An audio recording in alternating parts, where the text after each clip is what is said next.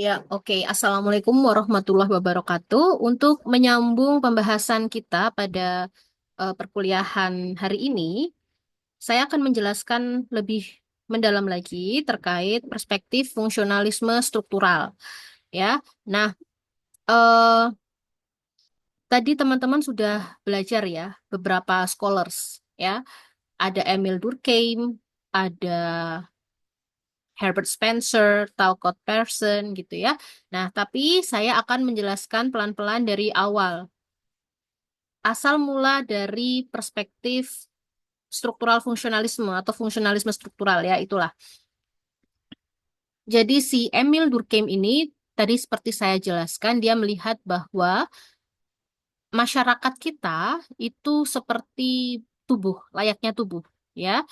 Anggota tubuh itu masing-masing punya organ. Masyarakat kita itu juga masing-masing punya struktur gitu. Nah, kalau di tubuh, organ kita itu memiliki fungsi yang berbeda. Makanya ini berkaitan dengan tadi fungsionalisme struktural karena menitik beratkan pada fungsi yang berbeda, tapi kemudian dia akan membuat sebuah sistem gitu. Kita analogikan ke tubuh. Tubuh itu punya otak, punya otot, punya apa namanya syaraf gitu ya. Masing-masing itu kan punya cara kerja yang berbeda. Ya, tapi mereka akan apa ya, saling berkaitan untuk menjalankan sebuah sistem sistem biologi kita supaya tetap berjalan dengan baik gitu ya. Sistem rangsang bisa menerima rangsangan, bisa merespon rangsangan, itu tidak sekedar butuh peran saraf aja, tapi butuh peran otot dan juga butuh peran otak gitu. Sama halnya dengan masyarakat. Masyarakat pada struktur yang berbeda itu tadi, ada struktur agama, struktur budaya, struktur sosial, struktur ekonomi ya. Mereka akan saling apa namanya ya, berintegrasi ya. Kemudian membuat sistem masyarakat itu bisa bekerja gitu. Nah, itulah yang dimaksud Emil Durkheim dalam perspektif struktural fungsionalisme ya. Jadi yang ditekankan adalah memandang masyarakat sebagai sistem, menekankan pada order, keteraturan, ya. Dan sayangnya dia mengabaikan faktor konflik. Nah, nanti masalah konflik ini baru akan dibahas oleh si Ralph Dahrendorf, gitu. Jadi Ralph Dahrendorf justru tidak terlalu banyak berbicara tentang fungsionalisme struktural, gitu ya. Nah, kajian sosiologi di bawah pemikiran Emil Durkheim nanti akan mempertanyakan apa yang membuat masyarakat ini bisa bersatu supaya sistemnya bisa gerak, gitu kan? Bagaimana keteraturan sosial itu dipertahankan atau diciptakan? Bagaimana kontribusi tindakan individu secara sadar dan tidak sadar kepada keberlangsungan masyarakat? Nah, pertanyaan-pertanyaan inilah, pertanyaan pemantik seperti inilah yang seharusnya nanti menjadi bahan diskusi kita. Nah, kemudian kalau menurut Emil Durkheim, untuk membuat masyarakat ini bisa terintegrasi, bisa bersatu, itu perlu ada yang namanya solidaritas. Nah, kita masuk ke pembahasan solidaritas. Oke. Kok bau gas ya, Ki?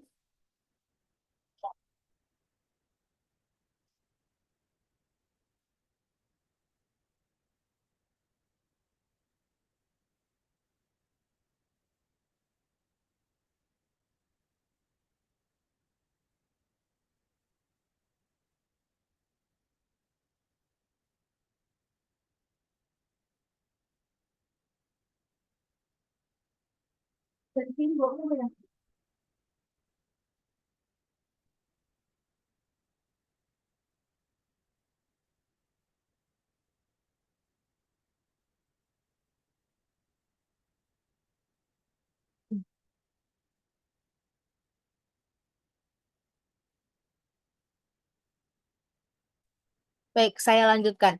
Jadi menurut Emil Durkheim, untuk membuat keteraturan dalam sistem masyarakat itu tetap berjalan, dibutuhkan yang namanya solidaritas. Ya, struktur masyarakat ini butuh yang namanya solidaritas. Nah, solidaritas ada dua jenis menurut dia. Satu, solidaritas mekanik. Dua, solidaritas organik. Untuk solidaritas mekanik ini terjadi pada struktur masyarakat yang relatif tradisional.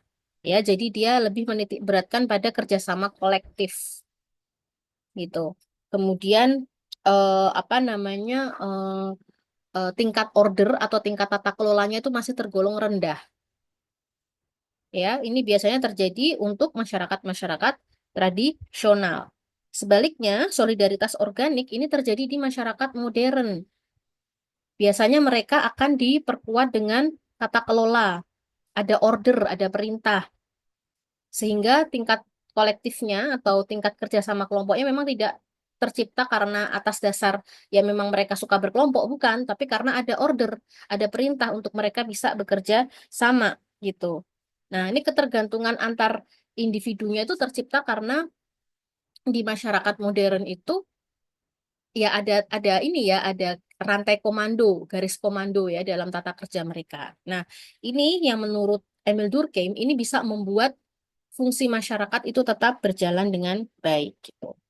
Kemudian Talcott Parson ya dia juga membahas nih tentang fungsionalisme struktural, tapi dia membahasnya melalui teori yang dia perkenalkan dengan nama agile. Tulisannya agile, tapi bacanya agile. Agile tuh kalau dalam bahasa Inggris tuh lincah gitu ya.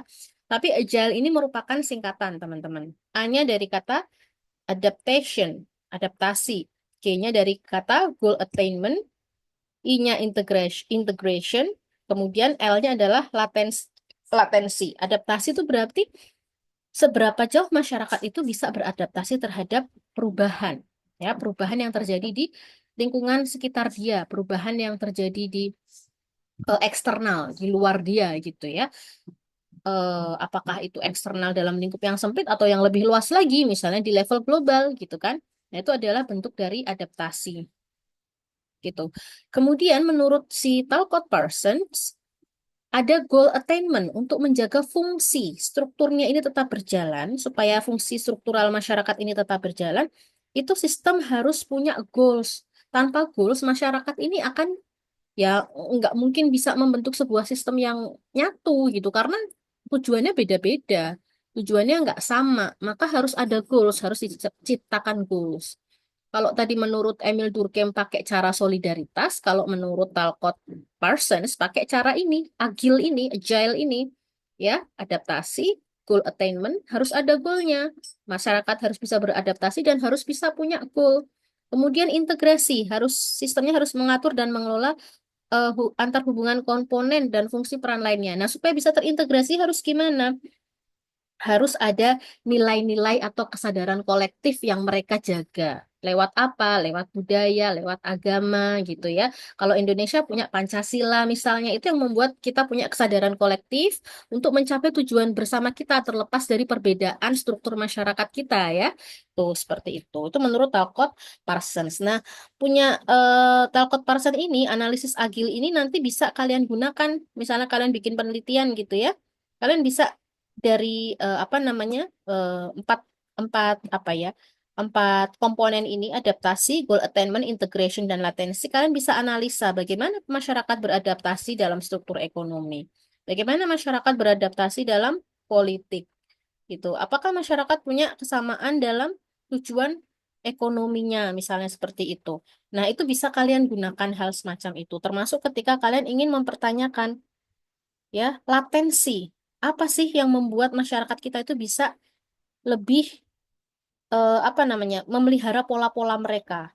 Apakah pendidikan, agama, keluarga, ya peran dari struktur apa yang lebih dibutuhkan nih? Bisa jadi di satu case, satu tempat itu lebih butuh peran agama, bisa jadi di tempat lain itu tidak dibutuhkan. Yang dibutuhkan adalah pendidikan, misalnya seperti itu.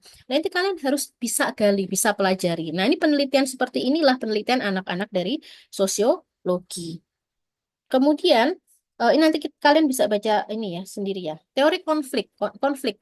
Setelah itu masuk ke dalam pemaparannya si Ralph tadi ya tentang konflik. Ralph Dahrendorf. Tokohnya ada dua. Ralph Dahrendorf bukan dua ya, banyak. Tapi yang terkenal ada dua. Ralph Dahrendorf dan Karl Marx. Kita mulai dari si Ralph Dahrendorf dulu. Apa sih yang dia bilang asumsi dasarnya? Nah, masyarakat adalah sistem sosial yang memiliki bagian di mana bagian-bagian itu kan saling berinteraksi dan itu tidak menutup kemungkinan terjadinya konflik. Bahkan semakin kuat interaksinya, semakin lekat atau semakin intens frekuensi berinteraksi, itu semakin berpotensi menciptakan gesekan, menciptakan konflik. Itu menurut Ralph Dahrendorf, dan memang benar ya. Kita lihat kalau kita serumah sama sorry, kita apa namanya berkonflik sama anggota keluarga dan berkonflik dengan teman yang mungkin kita jarang ketemu, itu kan lebih sering dengan yang anggota keluarga kita karena kita sering bergesekan, kita sering ketemu, sering interaksi, jadi akan banyak terjadi gesekan.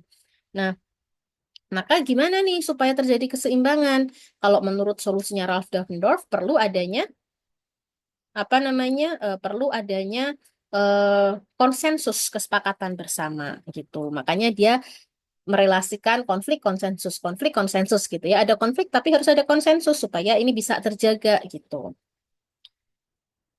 Nah, untuk Karl Marx saya akan jelaskan di pertemuan minggu depan ya karena agak panjang supaya kalian apa tidak overwhelmed gitu, tidak terlalu banyak. Kok banyak banget ini scholarsnya sampai pusing gitu ya. Jadi sedikit-sedikit tapi pastikan kalian paham. Ya, paham. Tadi ada perspektif struktural fungsionalisme, punya Emil Durkheim, Talcott Parsons, kemudian ada konflik, kemudian ada simbol. Nah, yang simbol memang kita belum terlalu banyak bahas ya, karena itu saya rasa itu teman-teman juga lebih mudah memahami itu ketika teman-teman baca gitu. Tapi jangan khawatir, nanti kalau misalnya ada pertanyaan kita bisa bahas di minggu depan, termasuk teori konflik punyanya Karl Marx, berbicara tentang konflik antar kelas kaum borjuis dengan kaum proletar. Nah, itu teman-teman sebagai apa namanya mahasiswa yang belajar sosiologi itu harus paham ketika ada konflik ya, ada konflik apa namanya di suatu daerah gitu ya. Bahkan mungkin konfliknya itu sampai besar gitu ya. Itu teman-teman harus bisa melihat dari lensa ketimpangan ya. Konflik antar kelas seperti yang dijelaskan oleh Karl Marx. Mungkin itu dari saya. Wallahu muwaffiq ila aqwamit thoriq. Wassalamualaikum warahmatullahi wabarakatuh.